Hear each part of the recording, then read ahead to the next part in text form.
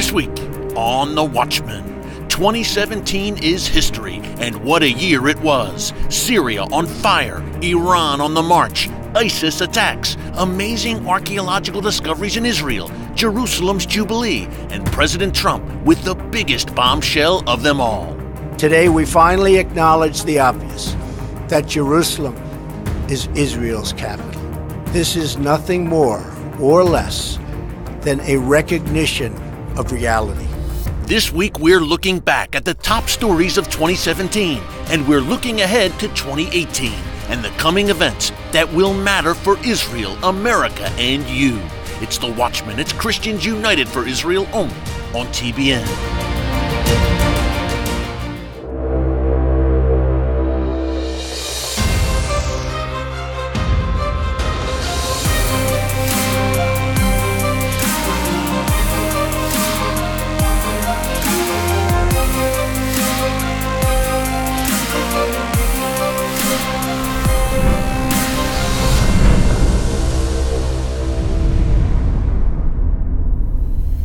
And welcome to The Watchman.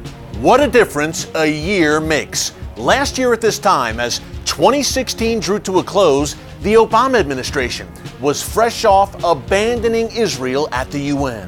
The Obama team allowed a vicious anti-Israel resolution to pass, marking the first time the United States had not used its veto power to stand up for Israel in the face of the UN's relentless and unjust assaults. Now, that all went down on December 23rd, 2016, and it marked a shameful low point in relations between the U.S. government and our closest ally, Israel.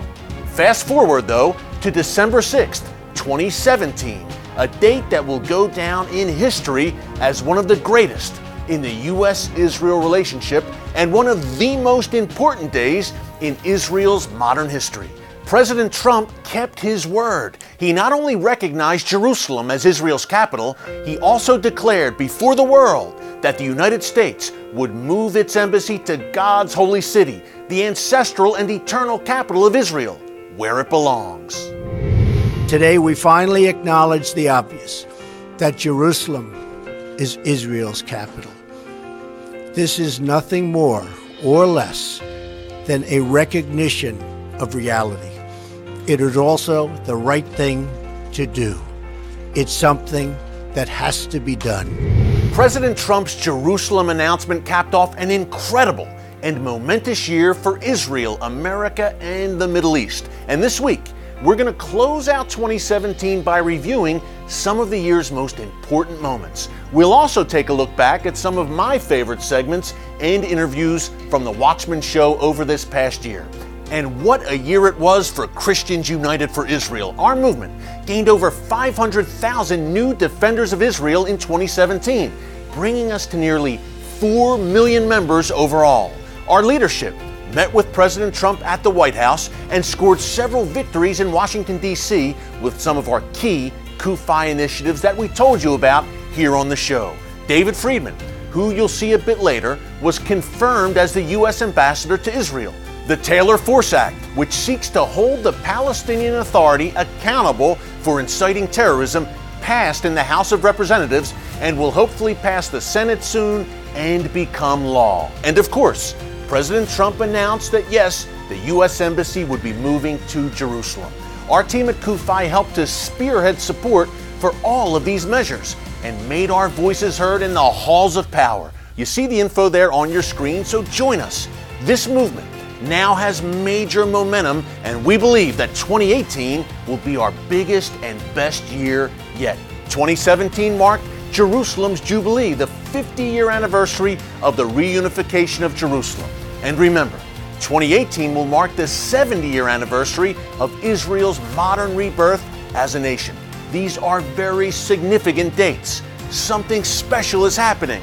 And the more the world denies Israel's claim to Jerusalem and its ancestral homeland, the more Israeli archaeologists are making amazing finds that prove, beyond a shadow of a doubt, that God has given the land of Israel to the Jewish people forever. We were able to bring you many of these Bible history stories in 2017, and here are some of my favorites. Danny, what a day we've had.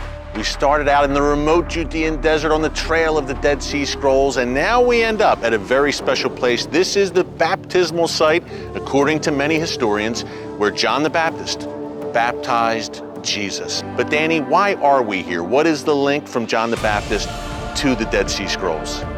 Well, the tradition that this is the place goes years, centuries back. From the 4th century and on, Christians started coming here, arguing this is the very place. You have 200 kilometers to choose of, okay?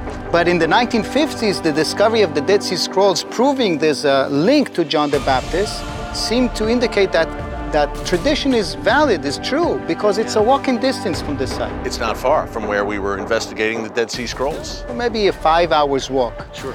John the Baptist may have been a member of that community, and they shared a lot of values, but on one thing they differed. The people of the Dead Sea Scrolls argued the water is used for purity. John the Baptist said, no, the water is to be used for redemption and for acceptance of the Messiah, which is soon to come. And Eric, we just made it to the house of Simon the Tanner, as some people believe. This is it. Let's go. This is it. Wow. Jamie, for me, this is a very special moment as a Gentile follower of Jesus, because right here, as we've been talking about, the house of Simon the Tanner on the roof, Peter falls into the deep trance, sees the vision from God. Arise, Peter, kill and eat. Peter says, not so, Lord. I'm a Jew. I can't eat anything considered unclean. And God says, no, what I have cleansed, do not call unclean. Danny, you've described the bloody siege here by the Assyrians at Lachish. Now we are standing at the very spot where all of that went down. Tell us about what happened at this spot. In the back here, you can see the top of the wall peeking beyond the debris. More of it probably runs just beneath our feet.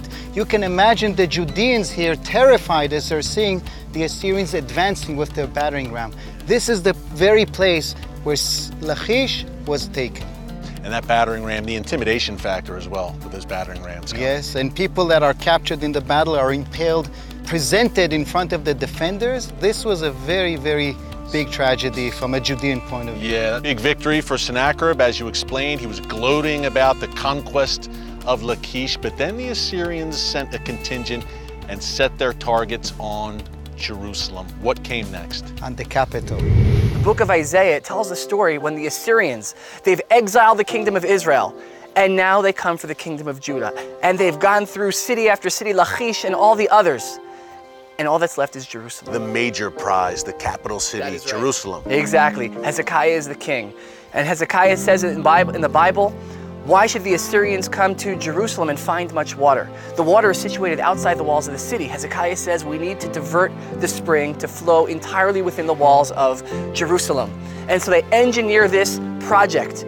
And here is the moment, engraved in stone, for you to see the moment when the two teams of diggers, they come and they meet each other and they embrace and they celebrate. And this says in ancient Hebrew script, oh my God, we did it. We did it. We did it. This was a watershed moment. Literally, the future that we are living today was hanging in the balance.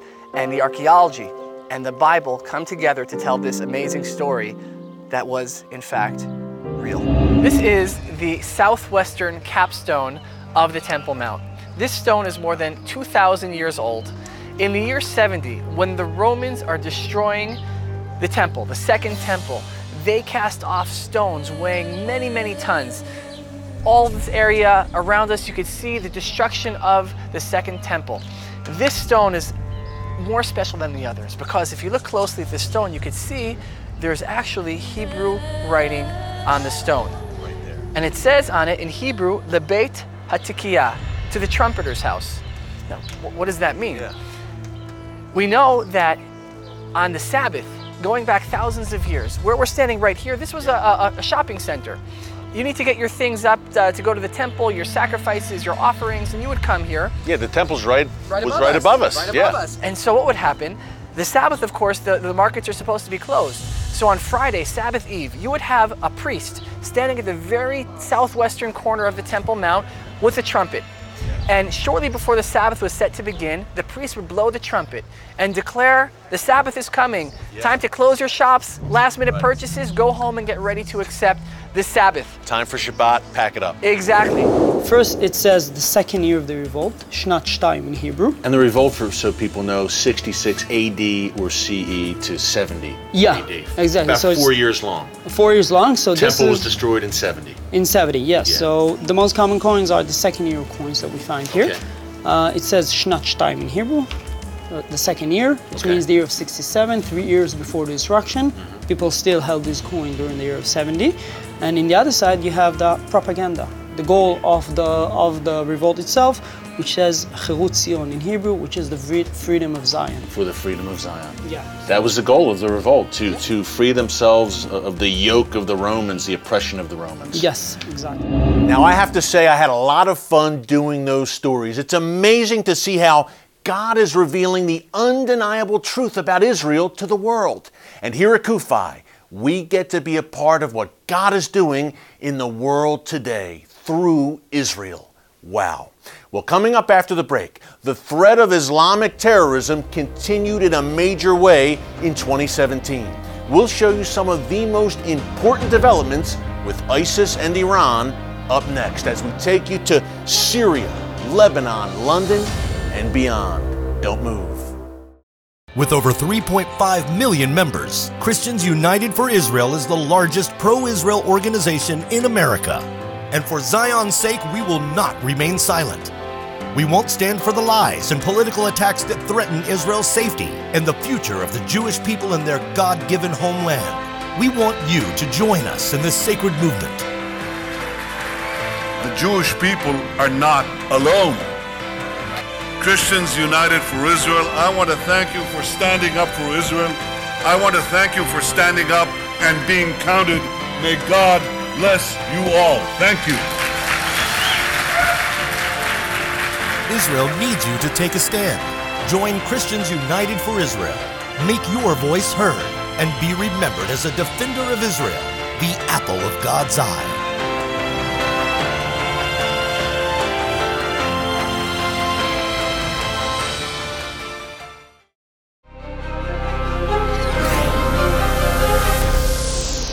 And welcome back to this special Watchman Year in Review episode. One of the most disturbing developments of 2017 was how Iran and its proxy Hezbollah continued their march across the Middle East. At the same time, although the ISIS caliphate has been largely crushed, ISIS followers continue to strike right here in the West, including 2 recent attacks in New York City. In 2017, we traveled to the borders of Lebanon and Syria for an up-close look at what Iran and Hezbollah are planning. And we also took you to Paris and London in the wake of terror attacks there. So get ready to go around the world with the Watchman as we recap 2017's top global security stories. Take a look. If you will walk down here and you will reach to the fence, which is about less than half a mile away from here, and once you cross the fence and you will start walking all the way eastwards, crossing through Syria, crossing through Iraq until you reach the Iranian borders, you are crossing through an area of dozens and dozens of millions of people that have 2 things in common as of today. 1, they are butchering each other, and 2, all of them are very hostile to the state of Israel. And the state of America, the United States. Among other things. Yeah. So that is the answer for the reason why is it so significant that Israel will maintain a presence in the Golan Heights that is really a buffer zone. Yeah. Because on the other side of the fence, as I said before, all you could see are people that in a different level of intensity are very hostile to the state of Israel. Now, the horrific terrorist attack here on Westminster Bridge really had all the hallmarks of the ISIS strategy and tactics that we've seen again and again here in the West. Number 1, the attacker was a British citizen, a convert to Islam named Khalid Massoud. Now, what he did was he intentionally targeted a soft target, Westminster Bridge. Folks, you can see behind me, this is a heavily trafficked pedestrian site here in London, a legendary site right in the shadow of Big Ben, obviously, a major tourist attraction. And what this terrorist did was he took a car and he rammed it right here into the bridge into a large group of civilians, of pedestrians. He killed 4 people, he wounded dozens more, but he wasn't done there. After he ran people over, mowed them down in the car, he hopped out of the car and he stabbed an unarmed police officer right here on the Westminster Bridge. So this was a very deadly attack. It was the beginning of this recent wave of terror attacks here in the UK, but it was only the beginning. There was much more, unfortunately, to come. We've had several foiled attacks right here in Paris. We've had plots broken up, thank God. But French troops remain in the streets under this state of emergency. It is a very dangerous time here in one of the great cities, Paris, one of the great nations, not only of the Western world, but the entire world. This is Paris, the City of Lights, but a very, very dangerous time. So our team at Christians United for Israel thought it was vitally important to bring you the on-the-ground perspective from Paris. Look, what's happening in Western Europe right now, folks, with this ISIS threat is, I fear, a harbinger of what could come to the United States if we are not careful. Hezbollah fighters storming right across this border where we're standing right now, planting that Hezbollah flag in the middle of this beautiful Israeli community of Metula. Pictures are taken, the images go viral throughout the Arab world, and all of a sudden Sheikh Hassan Nasrallah is the lion and the hero of the Arab world. He has occupied, in their words, occupied the occupier, Israel, and planted that Hezbollah flag. Yes, exactly. And you are touching one of the most significant things to understand what makes Lebanon and parts of the Arab world ticks. Yeah. In that context, what I would like you to do, Eric, you mentioned the Hezbollah flag. I want to show you something very interesting. So please take these binoculars and look up the hill, and you will see an interesting sign. And on top of that sign, you could see the flags of the Hezbollah.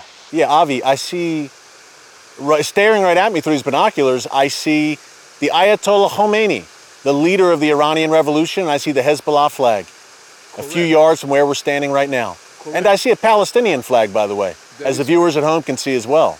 That is correct. The Bible says, my people perish for lack of knowledge. And in 2018, we're going to keep bringing you the kind of analysis on these important stories that you just won't see anywhere else.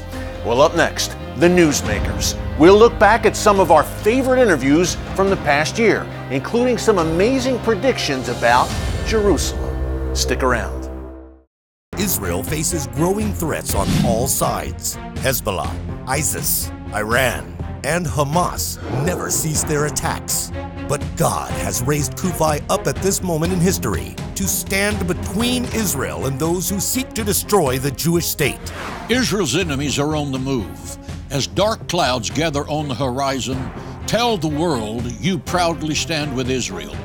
Be a courageous voice for biblical unity and moral clarity when you join Christians United for Israel. Show your love for the people of Zion with this beautiful symbol of unending support for Israel. Wear the pin and join Kufi, a movement of over 3.5 million defenders of Israel. Call the number on your screen or visit kufi.org/pin to receive your free pin that will show your proud support for the special bond between Israel and America.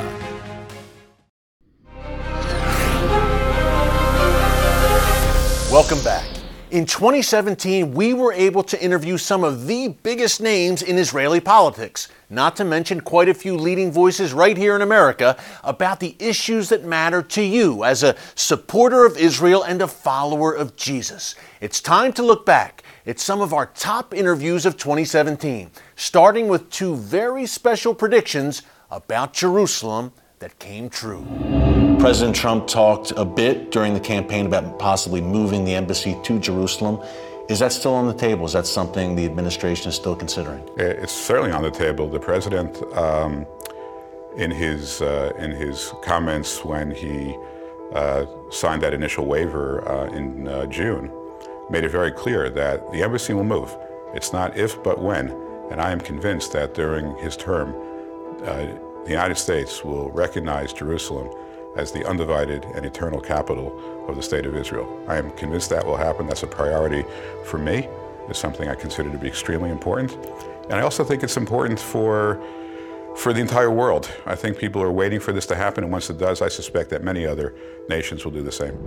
This is a very significant year in Bible prophecy when good things are going to happen for Israel. It is my prayer that before this Jewish year is over, that the embassy will be moved to the city of Jerusalem, and the nations of the world will know that America fully endorses the statehood of Israel, and that Jerusalem is no longer up for grabs, but it is specifically and uniquely the eternal and undivided capital of the Jewish state.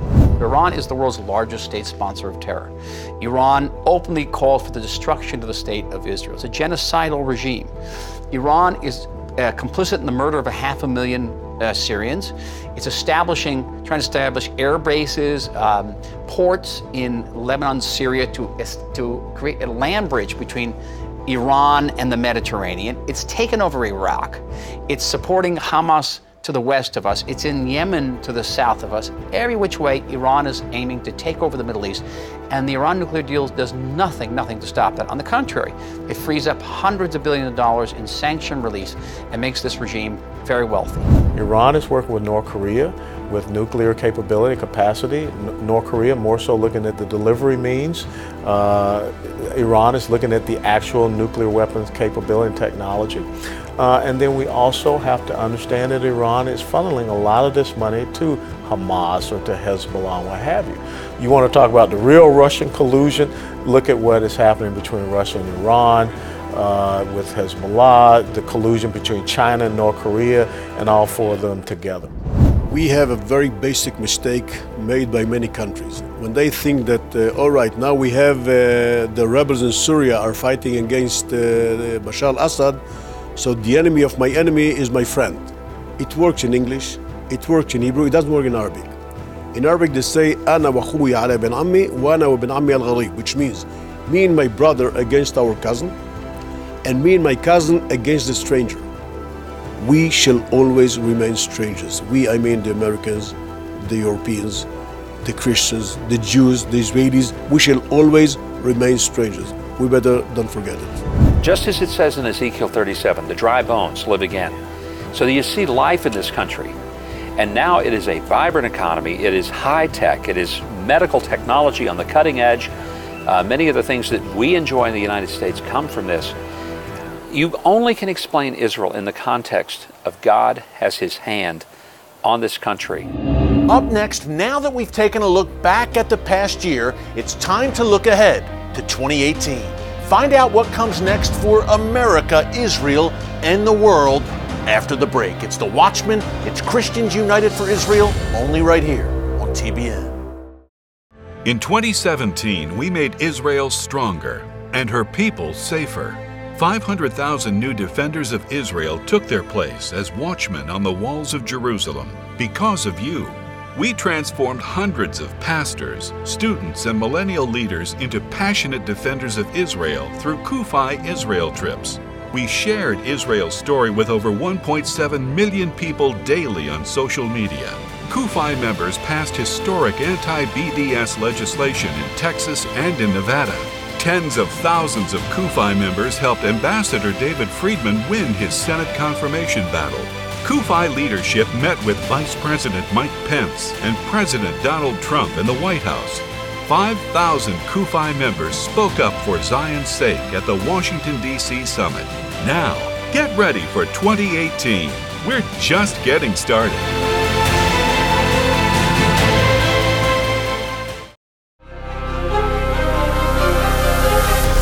And welcome back. 2017 is history, and now it's time to look ahead to 2018. What should we be watching for over the next year? Well, number one, Jerusalem. We were told by the mainstream media that when President Trump announced the embassy move, the Middle East would go up in flames. Number one, it didn't happen, and number two, in case you haven't noticed, the Middle East is already in flames, and it has been for years. But folks, the battle for Jerusalem is just beginning. The world covets the city where God Almighty says He has written His name. The book of Zechariah warns that a day is coming when God will make Jerusalem a heavy stone for all peoples. All who lift it will be severely injured, and all the nations of the earth will be gathered against it. A second thing to look for in 2018 is Iran's continued march across the region. And what will become of Syria? An Iranian presence near Israel's Syrian border is a red line for the Israelis. Russia, Iran, Assad, Hezbollah, there's a lot going on to Israel's north.